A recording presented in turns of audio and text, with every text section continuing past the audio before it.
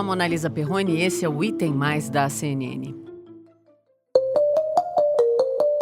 Um agente de saúde encaminhou, então, um documento ao Conselho Distrital de Saúde Indígena falando sobre a morte de 4 crianças com sintomas da doença e que outras 25 já estariam apresentando também sintomas graves. Numa outra comunidade, foi um professor que fez esse comunicado falando, então, da morte de, infelizmente, outras 5 crianças. O ministro do Supremo Tribunal Federal, Luiz Roberto Barroso, afirmou que o governo federal não está cumprindo uma ordem de implementar barreiras sanitárias contra a Covid-19 em terras indígenas e pediu explicações. Mas, infelizmente, essa não é a história dos quase 50 mil indígenas brasileiros que foram contaminados pelo novo coronavírus. Desses, mais de 900 morreram, de acordo com o monitoramento da APIB. A APIB é a Articulação dos Povos Indígenas do Brasil. E o fotógrafo Sebastião Salgado, que passou os últimos 7 anos fazendo registros da Amazônia, organizou um manifesto para chamar a atenção do poder público para agir e evitar a contaminação de indígenas pela Covid-19.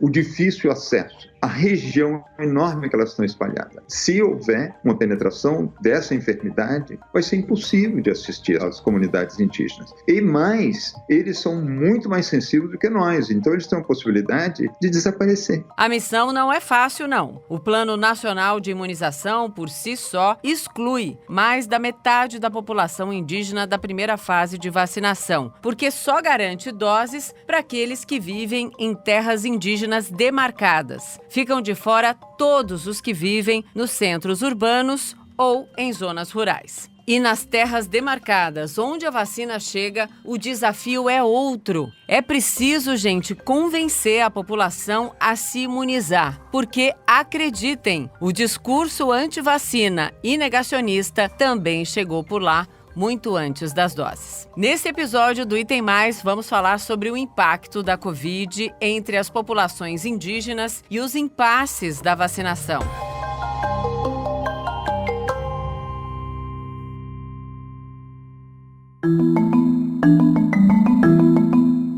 Muito bem-vinda ao Item Mais, prazer falar com você. Bom dia, sou Vanusa Caimbé, tenho 51 anos e no momento eu trabalho só como voluntária no movimento indígena. Sou formada primeiramente técnica de enfermagem e segundo sou graduada no serviço social pela PUC São Paulo. Posso exercer a profissão de assistente social, mas no momento não estou exercendo só no movimento indígena, liderança do meu povo. Também sou presidente do Conselho do Povo Caimbé no estado de São Paulo e ser escolhida a ser a primeira indígena a ser vacinada no Brasil foi devido à minha militância, à minha história de luta por políticas públicas, em especial por saúde. E voltando à vacina, foi uma gratificação muito grande, né? Ser a primeira indígena a ser vacinada, poder defender a ciência, a saúde, no momento que a gente vivemos de fake news, de serviço à população, onde governantes, em vez de governar esse país, fica disseminando informação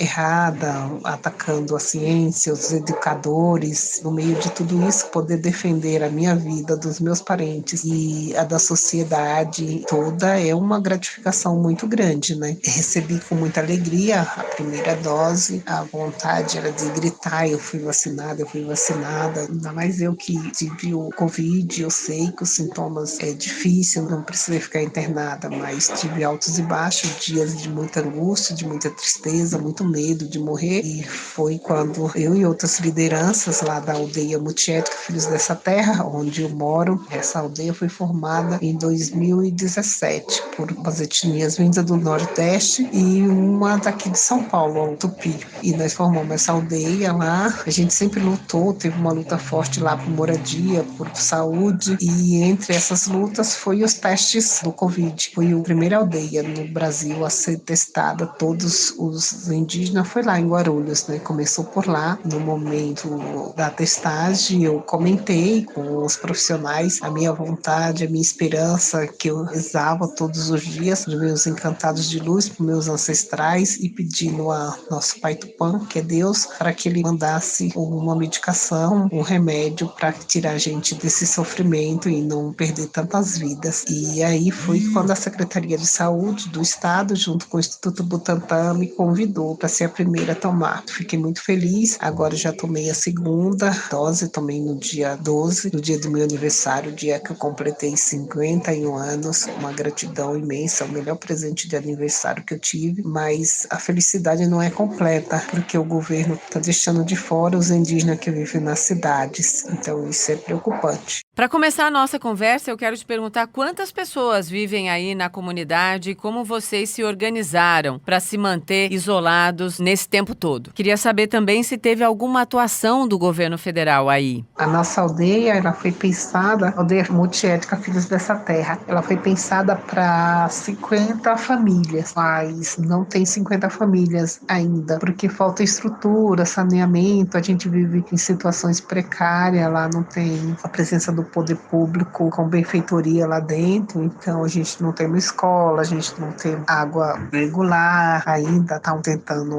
colocar os relógios de água, a luz também, é tudo situação precária, a gente que faz as instalações e não tem escola lá dentro, posto de saúde, enfim, não existe a presença do poder público. Lá no momento nós somos em torno de 25 famílias, umas 60 pessoas, entre criança e adultos. Mas no município de Guarulhos tem 2 referências de saúde indígena, que é o OBS Soberana e o OBS Cabo Sul. A gente tem uma luta forte há mais de 20 anos por moradia e por saúde. Nós temos o primeiro indígena que visita a casa dos pacientes, o agente de saúde, para ver as nossas demandas, nossa necessidade. Então é uma atuação bem forte das lideranças no município de Guarulhos. Primeiramente lá na aldeia foi testado, os testes do Covid, foi testado 45 pessoas, onde 6 deu positivo. Na UBS de Soberana foi testado 75 pessoas e 25 deu positivo. Agora as vacinas, na aldeia foi vacinado 33, dentro dessas 60 tem os menores de 18 anos, as crianças que não está disponível essa vacina para se vacinar. E aquelas que moram fora da aldeia também foram vacinadas na UBS. Eu não tenho uma lista completa, mas eu acredito que entre a população da aldeia e nas 2 UBS se vacinou uns 300 indígenas. Bom, já que os desafios foram enormes nesse quase um ano, eu quero saber também se você conseguiu identificar como é que era ou qual era a orientação caso algum membro aí da comunidade ficasse doente, contraísse a Covid. Como é que vocês mantinham o contato com a Secretaria Especial de Saúde Indígena também? Para nos proteger, desde que surgiu a notícia do Covid, a gente já estava com medo no carnaval, porque já saía a notícia que tinha um vírus lá na China, era mais especulação, que era vindo de animais, essa história que na China comiam animais silvestres, essas coisas, que a gente ouvia falar. Então isso a gente já estava atento por Guarulhos ser próximo do aeroporto, de Guarulhos, e a gente medo, de nos contaminar. Então, nas reuniões com a Secretaria de Saúde, a gente abordava, e principalmente eu, sobre o medo dessa doença, de ser uma doença que afetava as vias respiratórias. A gente começou um trabalho quando a gente viu que começou a vir a óbito as primeiras pessoas e os primeiros indígenas também. Eu acredito que nossa aldeia foi uma das primeiras aldeias a fechar. No mês de março, nossa aldeia já estava fechada já. Nós juntamos lá os grupos de liderança, falamos com a comunidade para parar e, serviço informal, que muitos trabalhavam como pedreiro, a venda de artesanato, que estava tudo fechando, que a gente só ia sair em extrema necessidade. Nós avisamos os parceiros para não vir, os visitantes só vir em extrema necessidade. Nós fizemos uma campanha de arrecadação de alimentos e pedimos apoio a vários amigos, o CIMI, então fizeram uma arrecadação de alimento. No primeiro momento era de 3 meses,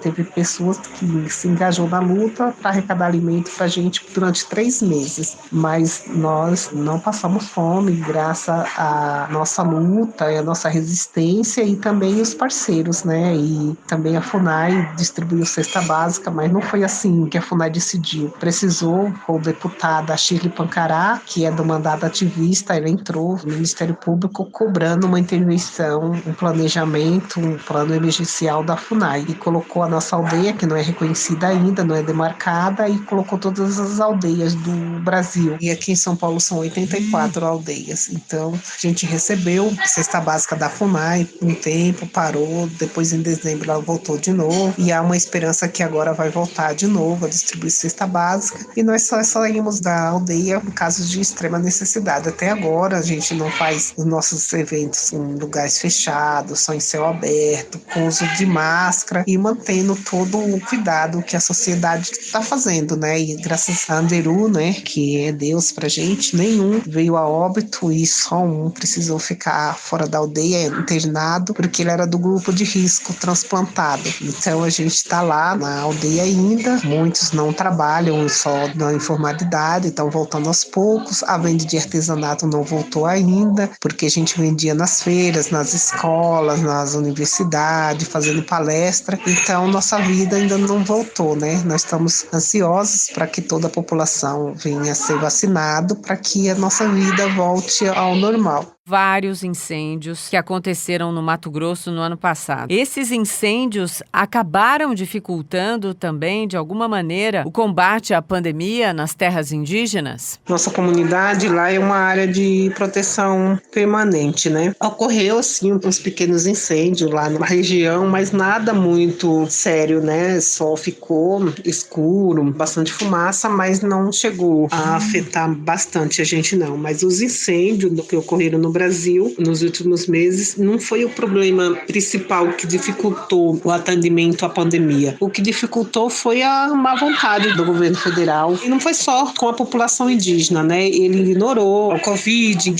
ainda ignora os cuidados, proteção individual, desrespeitou a ciência, os órgãos que estavam fabricando a vacina, não investiu em pesquisa aqui no Brasil. O Brasil tinha potencial para ter ido igual aos outros países, em ter desenvolvido uma vacina totalmente brasileira. O que dificultou o atendimento foi isso. E ainda teve os mais médicos que quiseram atuar lá para combater nas aldeias e o governo vetou. Precisou que uma frente parlamentar entrasse no Supremo Federal cobrando um plano emergencial ao governo, que foi a frente parlamentar Joênia Webchana, que entrou pedindo um plano emergencial para atender a população indígena. E assim, o que o Brasil inteiro foi afetado, e a única coisa que ele se preocupa é com a reeleição. Enquanto isso, a gente está perdendo vida. Investiu em medicação sem comprovação científica, se produziu cloroquina, se comprou cloroquina, e estamos aí com estoque. Esse dinheiro que foi gastado com cloroquina poderia ter sido investido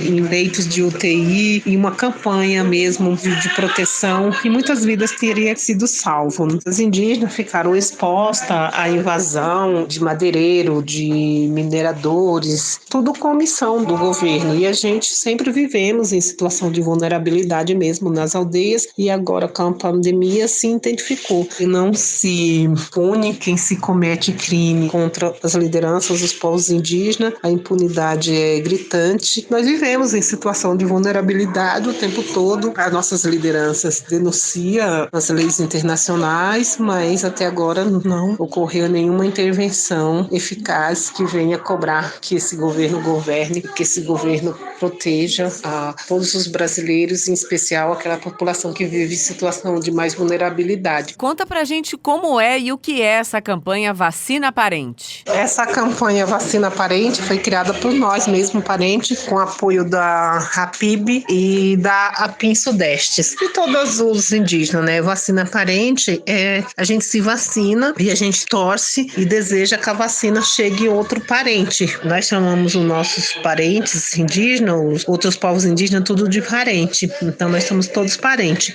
Aí a gente criamos essa campanha, eu faço parte também dessa Vacina Parente, porque o governo federal quer que vacine só os indígenas das aldeias. E 42% dos indígenas hoje vivem no contexto urbano, vivem em cidades. E a gente vive em situação de precariedade mais do que quem vive na aldeia. Um epidemiologista, Pedro Raiol, ele fez uma pesquisa que foi encomendada pelo pelo governo federal. Quando o governo federal já começou a ver os relatos, os relatórios das pesquisas, ele desistiu. O epidemiologista continuou com a pesquisa e ele divulgou 5 vezes maiores a chance dos indígenas que vivem em contexto urbano contrair o coronavírus do que quem vive nas aldeias. Aqui a gente vive em situação precária, vive em aglomerações, vive mais sensível às doenças, vive mais depressão, porque não tem lugar para fazer seus rituais, suas ervas medicinais, viver a sua cultura, não tem um parente próximo para fazer as nossas rodas de conversas, então é tudo mais difícil para a gente aqui. Então a chance de adoecer é maior. E também na Constituição Federal não tem nenhum artigo que diga que o indígena deixou de ser indígena por estar vindo para a cidade. No SUS mesmo não tem nenhum artigo que diga que o indígena deixou de ser indígena porque vive na cidade. O Brasil é um grande contraste, se acolhe os europeus, os espanhóis, portugueses que vieram aqui para cá, uns vieram a trabalho, outros vieram para cá e invadiram e escravizaram a população indígena, mataram e se acolhe, se aceita como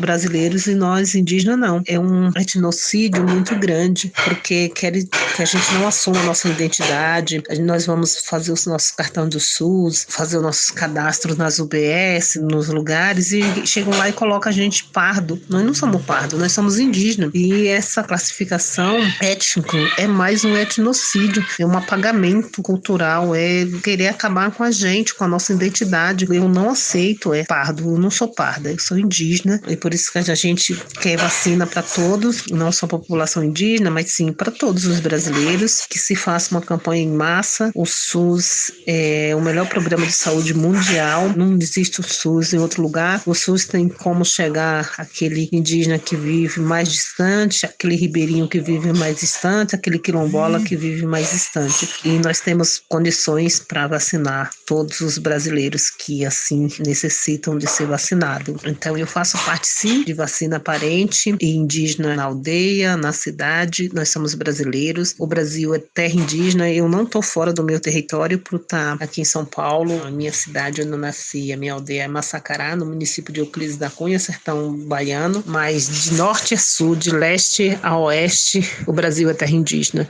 Então, onde a gente estiver no território brasileiro, nós somos indígenas. E se a gente for para fora do Brasil, nós somos indígenas também. O governo brasileiro é signatário das leis internacionais e tem que nos assistir, a gente tanto no território brasileiro como fora do território brasileiro. Se assim a gente necessitar, a gente tem que recorrer ao governo brasileiro e eles têm que nos assistir. Fiquei muito surpreendida de saber também que aí, na terra indígena, o discurso anti-vacina e negacionista também está circulando forte. Como é que chegou isso aí? Esse discurso de negacionismo está crescendo não só aqui no Brasil, mas há uma corrente no mundo, né? Anti-vacina, não só aqui no Brasil, mas aqui no Brasil está muito forte. A fala de muitos parentes é que essa vacina veio para matar. E por que está vacinando primeiro a população indígena? Que é para matar a população indígena. E assim, a gente tenta todos os dias, fala que é porque nós somos pessoas de vulnerabilidade, somos prioridades e sempre fomos nas campanhas da vacina, de pneumonia. Então a gente faz tudo isso, mas é muito triste a gente saber de relatos de parentes que não querem se vacinar. Nós temos um programa que é Copiou Parente. Na sexta-feira foi falado alguns relatos de pessoas que não tomaram a vacina e que não vão tomar, por medo. Acredito que foi um dos motivos que me chamaram para eu ser a primeira indígena vacinada, porque eu trabalhei na saúde indígena e eu conheço os indígenas de todo o Brasil, né? Porque a Casa de Apoio à Saúde Indígena atende todos os indígenas que vêm do Brasil inteiro, quando não tem tratamento na sua localidade, quando não descobriu. E nisso, eu tenho acesso aos indígenas, porque a maioria dos indígenas de alguma etnia já ouviu falar, sabe quem eu sou, e na hora ia me reconhecer e sabe que eu não ia colocar a minha vida nem a vida de ninguém em risco. Relatos aí do Copiou Parente, olha os relatos das pessoas aí falando que nem tomou vacina nem vai se vacinar. Mas a gente está fazendo um trabalho e a gente acredita que esses parentes vão cair em si e vão entender é fake news, que é mentira, que é para nos matar mesmo se a gente não tomar vacina, que o único meio da gente sobreviver é se vacinando, porque essa doença é terrível, é uma doença também respiratória, é uma doença que nós ainda morremos de problema respiratório e essa doença é mais uma que veio e que o único tratamento eficaz é a vacina. Como é que você está vendo também essa distinção que o Plano Nacional de Imunização fez, dividindo a população indígena entre aldeados e não aldeados? É um absurdo, não existe divisória, índio é índio, não existe uma constituição para quem mora na aldeia e para quem mora na cidade. Dizer que a pessoa, porque deixou de morar na aldeia, na roça, perca seus direitos porque ele está na cidade, isso é um absurdo, isso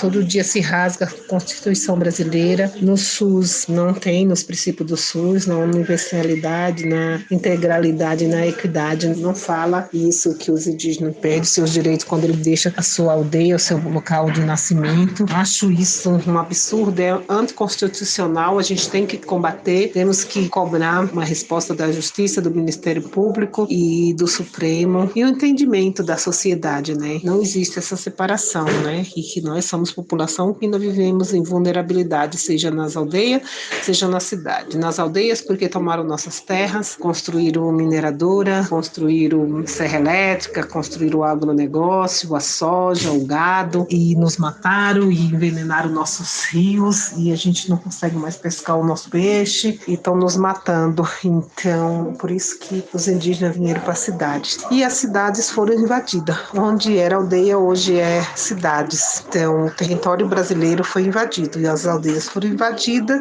e esse plano é um plano que não contempla a população e que não se respeita as leis. É um plano totalmente equivocado e que está dizimando milhares de indígenas e eles não estão sendo contabilizados porque na hora do sepultamento entra como pardo e não como indígena. E todo dia a gente tem que lutar para mudar essa realidade.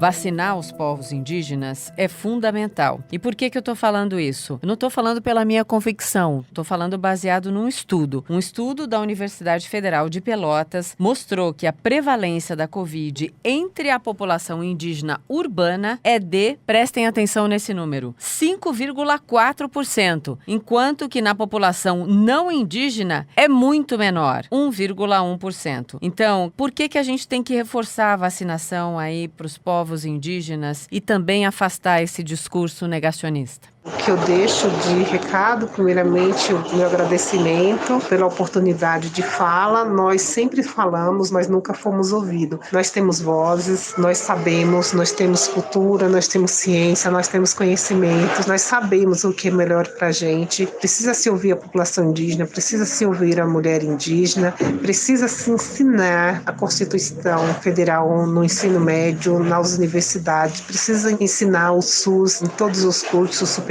seja ele da saúde ou não, da humanas ou não, porque todos precisam saber os seus direitos e os seus deveres, e só o conhecimento muda esse país, só a educação muda esse país. E o meu recado a todos os brasileiros, em especial a minha população indígena: não acredite em fake news, não acredite em mentira, não acredite em pastores. Nós não precisamos de pastores. A nossa espiritualidade, a nossa sintonia com a Mãe Terra, com a natureza, com o Criador, com o nosso Pai Tupã, com o Anderu, não precisa de intermediário. A gente não precisa de nenhum pastor. É mais uma forma de opressão, de colonizar. Nós somos povos livres, independentes, e vamos acreditar na ciência, porque a ciência é permissão de Deus. Eu, nesses dias de muita angústia, todo esse ano, eu pedi aos encantados de luz, aos espíritos de luz, aos meus ancestrais e à Mãe Terra, à Irmã Natureza, a todo o universo, todas as energias positivas, para que permitisse que fosse encontrada uma medicação para combater esse vírus tão mortal. Então, vacina sim,